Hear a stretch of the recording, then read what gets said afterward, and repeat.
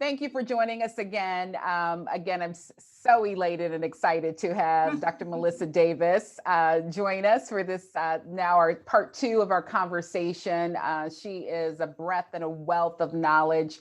Her specialization, of course, is genetics and the research as it relates to disparities regarding healthcare. And she's done extensive study on breast cancer research. I could brag about her all day. But in our before we took a break, we were discussing the challenges as it relates to food insecurities in this community, and unfortunately, just globally, the challenges that people experience. And I was just sharing a small story in the grand scheme of things, because fortunately, very blessed to have transportation to navigate back and forth. But individuals are always not so fortunate or don't reside in communities where they have mass transit, which will allow them access. That should not be relevant in that. Just it should be as a part of our humanity that we then have access and that it be equal. Having said that, just as there are options here on the west side of Albany in terms of food and grocery stores and, again, healthy food options, we know that there is a huge disparity, and that does not exist on the east side of Albany. And that is reflective of neighborhoods across this country. So we have lots and lots of work to do. And I was saying that I know people may say, well, I don't know that you can identify that as systematic racism. But I think we become anesthetized and numb to what it looks like. And the various degrees of systematic racism. So that is another show, and you're going to participate on a panel discussion. And so we'll start marketing that soon. But I want to know, you are such a lovely individual. And so there is certainly that serious side of you, and you live that out on a daily basis with your profession and the research that you do. I would like to introduce to our viewers the other side of you. And so that kind of that personal side. You mentioned that you're a mom, you have some little ones. What are their ages? Yeah. So I have a daughter who's going to be 9 soon, actually in like 2 weeks, she'll be 9. Okay, September baby. I love it. Yeah. She's ready to be a teenager. I am not ready for that. Yeah. Call me. I've got all the advice for you to stay sane. Yeah. Okay, great. I need it. And then I have a son. He's 6 and he's eager to be 7. Okay. Yeah. So living here in New York has been quite a challenge for us, but an exciting adventure. Sure. Challenge. So yeah. Good deal. It's certainly how you approach it. Yeah. Exactly. It's how you approach it. So I ask my guests these two questions, and whichever one you want to go to first, you're welcome to do that. So one, I'd like to learn. I love to read, voracious reader. And so would love to know, what book do you find is your go-to book? What book has impacted your life that you find yourself going to periodically outside of your preferred religious text? That's one question. Okay. And then the second question I want to ask, if you had an opportunity to invite 3 individuals that our viewers may be familiar with on an international scale over for dinner, what would you serve for dinner, and who would those individuals be? Okay. I'm going to take the first one first. Certainly. So, I mean, there are a lot of different books that I, kind of have as my reread, catalog, if you will. And really, it just depends on what my soul needs at the time. But I think, from obvious, sources of books that my sorors have written, Nikki Giovanni, I love her poetry. I think I would say Outliers by Malcolm Gladwell. Oh yeah, that was great. Yeah. So it came when I read it, it came at a time when I won't say I was suffering as much, but I was very nervous. I had just finished, my postdoctoral training. I was starting my first position as a faculty, and I felt sort of out of place. And I felt like, I didn't know enough, and I also felt like, I was dealing with this imposter syndrome, if you will. And the truth is, I knew more than I needed to know, but just reading the book and seeing sort of like how the most successful people in the world became successful, it was all about opportunities and practice. And the practice for, your purpose doesn't necessarily look like practice. It's actually just your experience and what you've been exposed to. And in that, I started counting towards my 10,000 hours. Yes. All of the times that I was in my mom's classroom, and, I was looking at slides under a microscope, and I learned how to use a microscope when I was, 8 years old, because that was just something that she gave me to do, to keep me busy while she was teaching her class, so, it kind of empowered me.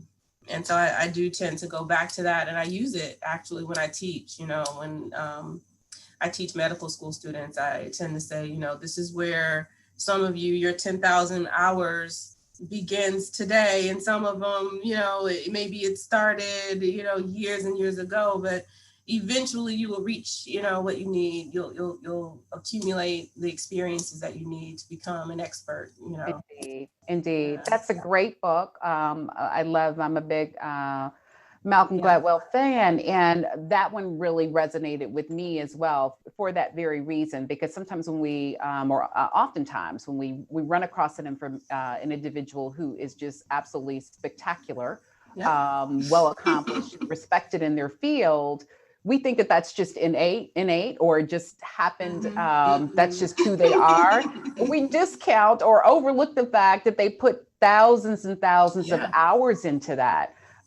Everybody that knows me well knows that my BFF in my head is Melody Hobson of Aerial Investments. And one of the things that she says, particularly for women, get over that imposter syndrome, is just become an expert in your field. So the more that you know, that diminishes from your whole being and your presence and your thought process. And that learning is a continuous process. And so as long as you approach it that way, continue to invest time in developing and mastering that acumen, that syndrome goes away. But that's a great book to definitely go back to. I love that read.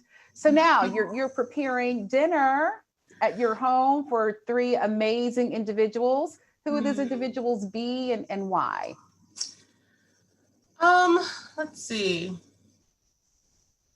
I've been thinking about this since you asked me the question, and it may seem strange, but I would invite Da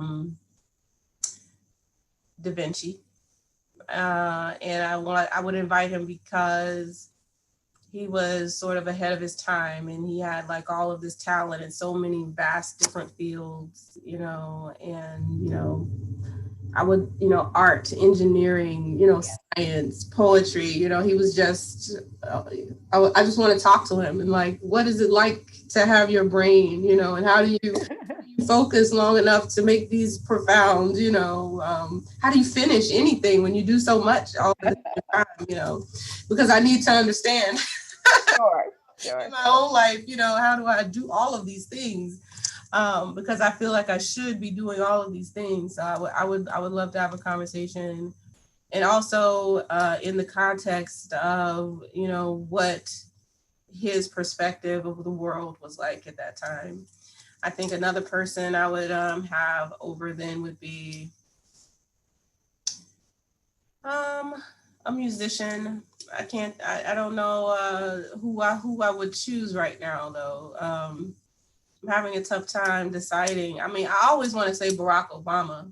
Okay. I want to have Barack over. And that might be an interesting dialogue to hear him and Da Vinci, talk to one another. And then certainly Jesus. Okay.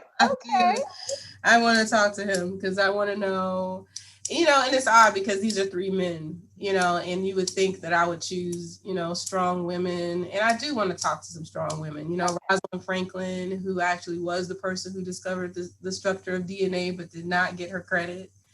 I want to talk to her. I want to talk to, leaders of the civil rights movement, Nina Simone. I want to talk to Oh, her yeah. about her, exodus to France and what that was like, what we do, Sure. and why there, why does it seem like everybody went there? I don't know, Mr. Baldwin, I Mm. want to talk to him. I don't know. I can't choose three people. Okay. All right. Well, that's okay. Well, you'll just have to have Thanksgiving dinner, and then you can Yes, invite yeah, more. big Just table. invite I the was actually family. thinking if I prepared dinner, it would be something simple, like, something we would eat with our hands, Hmm. like, something just very informal, and, trays of fruit and maybe sandwiches or I something. like that. I like that. Well, Yeah. you wouldn't want to have a heavy menu because you've got some heavy hitters, and so you want it to be free flowing dialogue, and so you don't want to have to get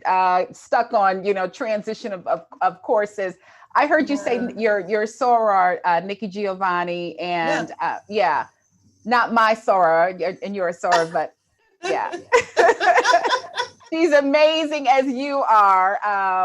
Yes, yes, Yeah, so yes. she would have to, Nikki Giovanni would bring such delight and humor Yes. to that moment. Yeah, such a brilliant mind, but she is also just effortlessly so comical. Yes. So yeah, I know she would certainly lighten the Yes. conversation, and then Yes. also be equally as thought provoking. Yeah, Yeah, that's a exactly. yeah, she's amazing. She's come here to Albany State Yeah. several times, and she's absolutely outstanding, as you are. I have enjoyed Thank this you. tremendously. I knew that I would, but not to the degree that I have. I didn't anticipate all of that. So, just excited about. I have to, I owe Kimberly lunch. I don't know. I'm usually reading on Me Sunday too. mornings. And so she texts me and she's like, you've got to turn this on and watch it. And I'm so glad that she did, because again, it opened up the door. Like you, I know we have thousands and thousands of alums that are out there that are just making significant contributions, whatever Yes. their field Yes. or their industry. But the I'm so stars, proud of Albany State. I You're absolutely know. right. Like, we're leading multiple communities all over the world. Absolutely, It's absolutely. amazing. And so, but the stars aligned perfectly because of the conversations, and I'd be remiss, and we're about to end, but we'll have you back on several opportunities to do that whenever your schedule allows. But Of because of course. COVID, and we didn't even talk about that, and we should have, because you're doing some research in that area as Yeah. well. Yeah. That's another show. We'll have you back. Okay. But because of COVID, and because of the heightened social unrest, and I tell people all the time, it never changed. It is just now before us, because Amplified. we've Mhm. got our phones and we That's can right. capture it. That's right. So That's right. because of that, and as you said earlier, it has now transformed into the perfect storm. President Marion Frederick then saw fit, and she reached out to me. She said, I need you to lead this initiative. We have got to address and respond to what's going on. I'm Absolutely. concerned that our students don't have the tools and the That's right. necessary knowledge to be able to respond to this, and then to go ahead and make a difference. So she birthed in Yeah. her mind the Centers for Diversity, Inclusion, and Social Equity, and so I'm honored that she has placed that in my lap. And so with that, Wonderful. Kimberly called, and so then I reached out to you, and so here we are today. Beautiful. The greater work, yeah, because No, you're working with CDC and Phoebe yeah, and the president, yeah, and yeah. yeah, so much great. I'm so proud to see that a historically Black institution is leading the charge in that community. I really feel that, we need to turn back to our HBCUs. That's sort of the central, source of our knowledge and trust, Yes, 'cause that's a key issue, in health systems. Who do we really trust? Who's going to protect us? Who's going to give us the real information that we can use to make better decisions? So I'm really excited to be a part of it. Even in my own research, I always, most of my papers, I would say I'm co-authoring with someone who's from an HBCU. So mm, Tuskegee or FAMU or Morehouse, like I definitely remember to reach back and stay connected, so Intentionality. I'm excited. Intentionality Exactly. is key. It is Exactly. absolutely key. Well, thank you. Thank you for being intentional. I am so, so proud of you. I feel like Thank you. I've known you forever. Yeah, I do. But you You just have, have. yeah, you just have that kind of energy. And that is just so important. I'm just so excited for our future. Again, I've had this conversation. I had another interview the other day and I talked about the importance of representation. And Yes, so, absolutely. yeah, it is just absolutely so critical. And that you have not forgotten where, in terms of where, I know that you did not, but your give back and you're saying, I've got to go back and Yeah. create, establish that repository, which is, help to develop me, Albany State University, the community of Albany itself. And so Yes. thank you so much. Thank you. So And proud of I'm, you. I'm looking forward to what we have planned and hopefully to do more, Yes, we will. beginning, of We will. Well, continue that work in terms of whatever you're doing to eradicate COVID or at least get it controlled so we can resume our lives. yes. Yeah, so we'll let you get back to work. I'll see you in a few weeks for the taping, and Okay. let me know what your dates availability are. We'll get that scheduled and start that planning. But Dr. Melissa Davis, thank you for your outstanding body of work and for Thank just being you. an exemplary alum of Albany State University. Know that you're Thank welcome back you. anytime on Realizing Potential.